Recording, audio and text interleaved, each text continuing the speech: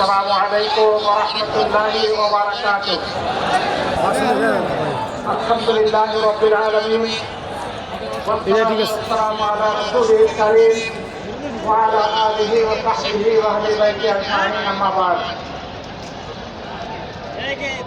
বাংলাদেশ জামাত ইসলামী গাজীপুর মহানগরী এবং জেলা শাখা কর্তৃক আয়োজিত সম্প্রতি বৈষম্য বিরোধী আন্দোলনের শহীদ পরিবার এবং আহতদের সাথে মত বিনিময় এবং সুদী সমাবেশের সম্মানিত সভাপতি, গাজীপুর মহানগরী জামাত ইসলামের সম্মানিত আমির, কেন্দ্রীয় মজলিসের অন্যতম সদস্য জনাব অধ্যাপক জামাল উদ্দিন, মঞ্চে বসা কেন্দ্রীয় নেতৃবৃন্দ, স্থানীয় নেতৃবৃন্দ, প্রিয় গাজীপুরবাসী, সাংবাদিক বন্ধুগণ, আসসালামু আলাইকুম ওয়া রাহমাতুল্লাহ। মহান রবের শুকরিয়া আদায় করছি, গতকাল পর্যন্ত মুসলধারে বৃষ্টি হয়েছে। আয়োজক বন্ধুরা আল্লাহ দরবারে চোখের পানিকে বলেছেন, আল্লাহ চোখের পানির পিতা কবুল করে তোমার আসমানের পিতাগুলাকে তুমি নিয়ন্ত্রণ করে নাও। আল্লাহ তাআলা তাদের দোয়া কবুল করেছেন। অত্যন্ত সুন্দর একটি আবহাওয়া আল্লাহ আমাদেরকে উপহার দিয়েছেন, আলহামদুলিল্লাহ রাব্বিল আলামিন। আমি আমার আলোচনার সময় 2009 সালের 10 জানুয়ারি আওয়ামী লীগ ক্ষমতায় আসীন হওয়ার পর থেকে 2024 সালের 14 আগস্ট পর্যন্ত, এমনকি 5 আগস্ট পর্যন্ত দেশে আওয়ামী লীগ হামলা যাদেরকে খুন করেছে, যাদেরকে গুম করেছে, আহত করেছে, পঙ্গু বানিয়েছে, তাদের সকলের প্রতি আমি গভীর শ্রদ্ধা নিবেদন করছি। জালিমদের হাতে যারা নিহত হয়েছেন, ঈমান নিয়ে দুনিয়া থেকে যারা বিদায় নিয়েছেন, দেশ এবং জাতির প্রতি ভালোবাসা, দেশ প্রেমকে পুঁজি করে যারা সমান তারে লড়াই করে দুনিয়া থেকে বিদায় নিয়েছেন, মহান মানবের দুর্বারে দোয়া করি আল্লাহ তাদেরকে মর্যাদাকে শহীদ হিসাবে কবুল করুন। যারা আহত হয়েছেন, পঙ্গু হয়েছেন, মহান রব্বুল আলামিনের দরবারে দোয়া করি আল্লাহ তাআলা তাদেরকে সুস্থতার নিয়ামত দান করুন।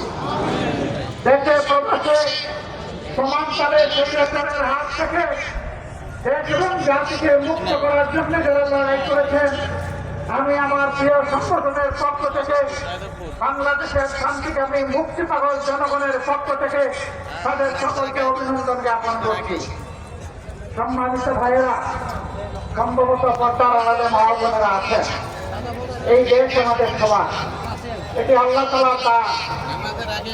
এই দেশ দফায় দফায় সাগর সাগর রক্তের বিনিময়ে বারবার মুক্তির জন্য আহাজারি করেছে। ৪৭-এ, ৭১-এ, আবার ২৪ সালে কোন জাতি আমি জানি না তাদের নিজেদের মুক্ত স্বাধীন অধিকারের জন্য এত রক্ত এত দফায় দিয়েছে কিনা আমি জানি না। আল্লাহ তাআলার দরবারে দোয়া করি আল্লাহ তাআলা এই জাতির লড়াকু সৈনিকদের সমস্ত ত্যাগকে কবুল করুন। সমাজ তালে যুদ্ধ করেছে নারীরা, পুরুষরা, যুদ্ধ করেছে ১.৫ মাসের শিশুরা। ২৪ তারিখে নূতন স্বাধীনতা বাংলাদেশের মানুষ লাভ করেছে। তার মাত্র 2 দিন আগে বৎসরার এক পা ১.৫ মাসের শিশুকে তুলে নিয়ে তিনি রাস্তায় চলে গিয়েছিলেন। পুলিশ তাকে বুক থেকে দাঁড়িয়েছিলেন। বাংলাদেশে বলেছে, মানুষ ভরে যাও, তোমার এই কচি বাচ্চাকে নিয়ে তুমি এখানে দেখো না। সে বলেছে, আমার তো কোনো বড় বাচ্চা নয়, আমার পরিবারে দাঁড়িয়ে কি কোনো শহীদ হবে না, আমি এই বাচ্চা নিয়ে শহীদ হওয়ার জন্য এখানে এসেছি। আমি আমার আমার বাচ্চার স্বাধীনতার বিনিময়ে জাতি মুক্ত হয়েছে, স্বাধীন হয়েছে, আমি দেখতে চাই। আল্লাহু আকবার, আল্লাহু আকবার।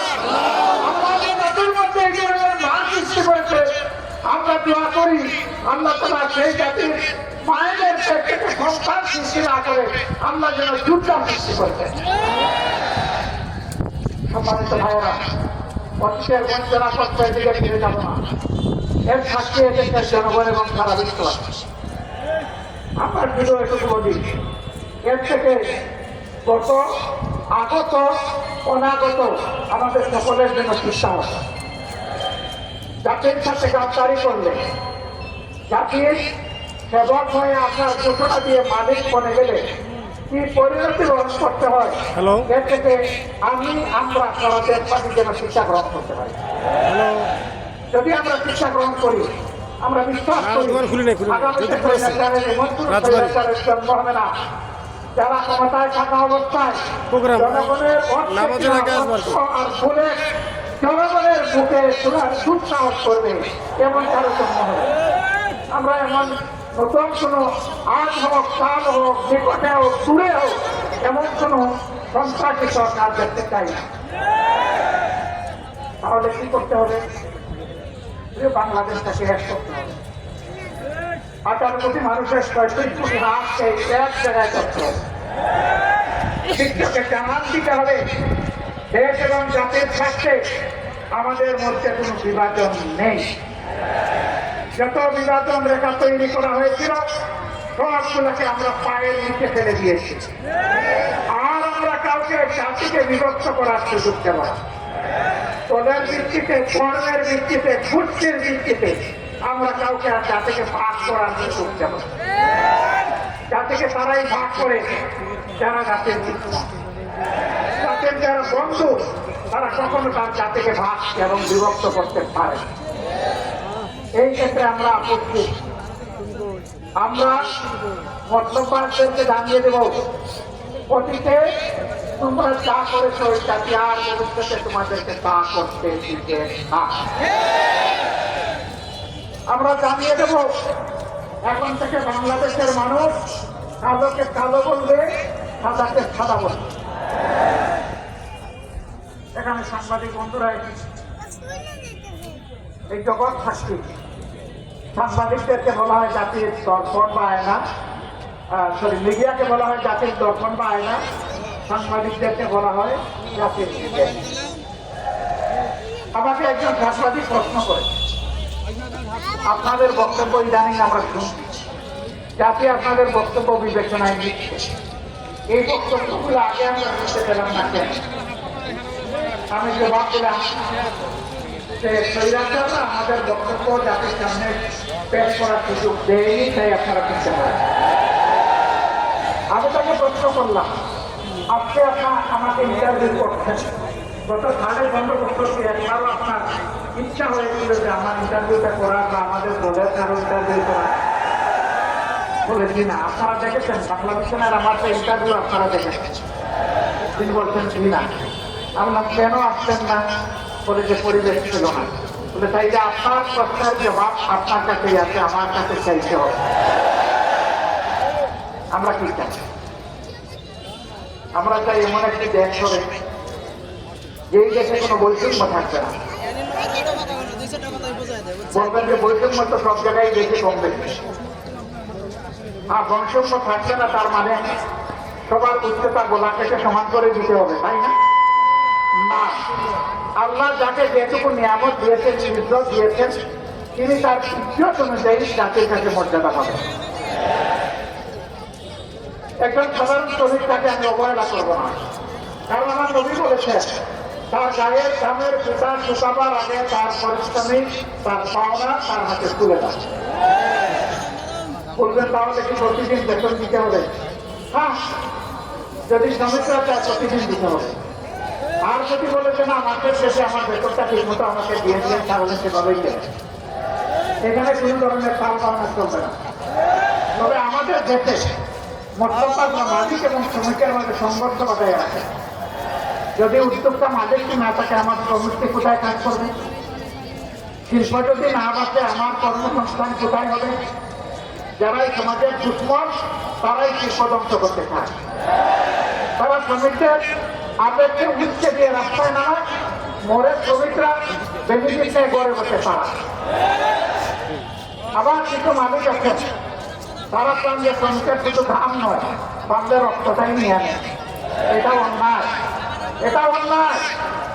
শিল্প দ্বারা বাঁচাবে, আপনি তাদেরকে বাঁচতে দিন, আপনি তাদেরকে সম্মান করবেন, তারা সমস্ত শক্তি উজাড় করে আপনাকে সব কিছু ভুলে দেবে। শিল্পের উন্নতি হবে, তাদের উন্নতি হবে।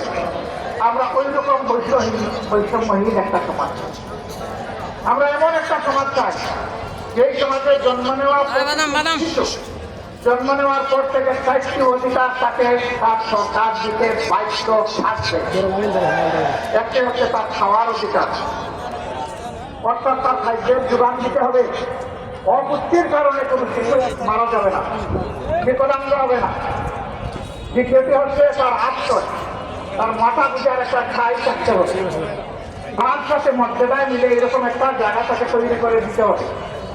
কারণ নিজের সামর্থ্য থাকে, সরকারের কাছে সে অবশ্যই চাইবে না, কিন্তু যার সামর্থ্য নাই তাকে অবশ্যই আশ্রয়ের ব্যবস্থা করে। এরপরে এই শিশুটির অধিকার হচ্ছে তার সে যাতে একটা সুস্থ নাগরিক হিসেবে গড়ে তুলতে পারে, এই জন্য তার জন্য স্বাস্থ্য সেবা নিশ্চিত করতে হবে। এরপরে অধিকার হচ্ছে তাকে সুশিক্ষা দিতে হবে। আজকে বহু সন্তান, লক্ষ লক্ষ সন্তান পায়ের পেট থেকে জন্ম নিয়ে চাইর অধিকারের কোনোটাই পায়। তারা বস্তিতে নির্ঝরে ঢুকে ঢুকে কাঁদে আর আল্লাহকে চিৎকার দিয়ে বলে, আল্লাহ আমরাও তো এই সমাজের মানুষ, আমাদেরকে একটু সম্মানজনক বাঁচার কোনো অধিকার নেই। আমরা এই জায়গাটাকে সমতলে আসতে চাই, দেখতে চাই। সম্মানিত ভাইয়েরা, আর আমরা কি চাই? আমরা চাই ব্যবসায়ীরা তাদের জায়গায় ব্যবসা করবে, কোন দুর্বৃত্ত সাধারণের সাহস হবে না তার কাছে ব্যবসা দেওয়া। যাকে আল্লাহ তাআলা গরিবী হাতে রেখেছেন, প্রয়োজনে সে ভিক্ষা করবে, কিন্তু কোন ক্রেতাকে এর আগে সাদা দিতে হবে না। সারাদিন ভিক্ষুক ভিক্ষা করবে, শ্রম দিবে, কর্মচারী কাজ করবে, কর্মকর্তা কাজ করবে, কৃষক মাঠে ফসল ফসাবে, বিকালে যখন সৌদা কিনতে যাবে তখন 30 টাকা কেজি করে পেঁয়াজ 300 টাকা হবে না। বাজারে শক্তি থাকবে, সহনীয় দ্রব্যমূল্য থাকবে, যাতে প্রতিটি মানুষ তার সামর্থ্য অনুযায়ী শক্তির সাথে বসবাস করে। তার সামাজিক নিরাপত্তাটা এমন হবে যে সে ঘরের মধ্যে দরজা খুলে হোক বন্ধ করে হোক রাতের বেলা শান্তিতে ঘুমাবে, কোনো দুর্বৃত্ত তার সম্পদ কিংবা ইজ্জত লুণ্ঠন করার দুঃসাহস করবে। আমরা এমন একটা সমাজ চাই, আমার এমন একটা সমাজ প্রয়োজন যেই সমাজের শিক্ষিত মানুষরা কলমে রেখে চায় কোটি কোটি হাজার কোটি টাকা জাতির কাছ থেকে লুণ্ঠন করবে না। কলম হাতে নিয়ে কলিজাটা ফটফট করে কাঁপবে।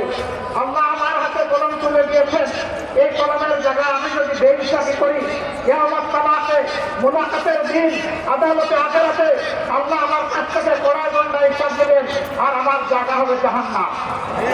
এই অনুভূতি নিয়ে রাষ্ট্রের, সমাজের প্রত্যেকটি শিক্ষিত কর্মচারী, কর্মকর্তা, ব্যক্তিটি তার দায়িত্ব পালন করবে। আমরা এখন কি দেখি, নির্বাচনের আগে যিনি এমপি ক্যান্ডিডেট তিনি পায়েদেরও বলেন যে আপনারা আমার বাবার মতো লাগে। তারে পায়ে ধরতেছেন, হুটটাই পায়ে ধরতেছেন, হয়তো তিনি তার ছেলের বয়সী। বলতেছেন যে আপনার বাড়িতে আসছি, আপনার সাথে পরে কথা বলবো, আসেন আপনার বাবার খবরটা আগে দিয়ে আসেন।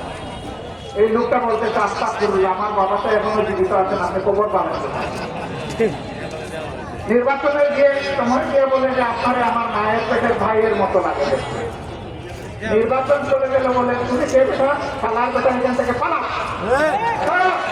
এখানে আসছো কেন, কিভাবে আসছো, কে তোমাকে আসতে দিল? ও বাবা, ও তো এখন গান বাহির হওয়ার। আমরা ওই রকম ভণ্ড রাজনীতিবিদ চাই না, আমরা চাই উম্মতি শাসক। রাতের বেলা উমরের সবাই ঘুমাবে তার রাজ্যে, তিনি কলিবা তার ঘুম তিনি জনগণের জন্য আল্লাহর কাছে ওয়াক করে দেবেন। রাস্তায় বের হয়ে দেখবেন তার রাজ্যের নাগরিকের হাতে খুন করতে আসে, কোথায় বের করে পরের দিন সকালে নিজেই তার সমাধান দিবেন হাতে করে। আমরা সেই রকম শাসক চাই, গ্রামের মেম্বার থেকে শুরু করে পার্লামেন্ট মেম্বার পর্যন্ত, অঙ্কের সিএম থেকে শুরু করে বঙ্গভবনের প্রেসিডেন্ট পর্যন্ত আমরা ওই রকম পদাবির ও দায়িত্বশীল শাসক চাই। এই শাসক হলে আপনারা কি মন খারাপ করবেন? এরকম শাসক চাইলে আমরা সবাই চাই, কিন্তু সবাই চাই। গরম ভাতে বিড়াল বেতা, গরম ভাত হলে মালিকের ভালো লাগে খাইতে, কিন্তু বিড়ালের যে মুখ খুলে। যারা মতলববাজ লুবি লোকেরা তারা এটা চাইবে না, বলবে যে তারা কারা, তারা আপনাদের সমাজের লোক। এই সমাজ থেকেই আপনাকে বাছাই করে নিতে হবে। আল্লাহর আসমান থেকে আল্লাহ ফেরেশতা পাঠাইয়া এমপি এবং গ্রামের মেম্বার বানাইয়া দিলেন না। এই মানুষের মধ্য থেকে আল্লাহ চান যে মানুষের সমাজের শৃঙ্খলা বিধানের জন্য, ন্যায় বিচার কায়েম করার জন্য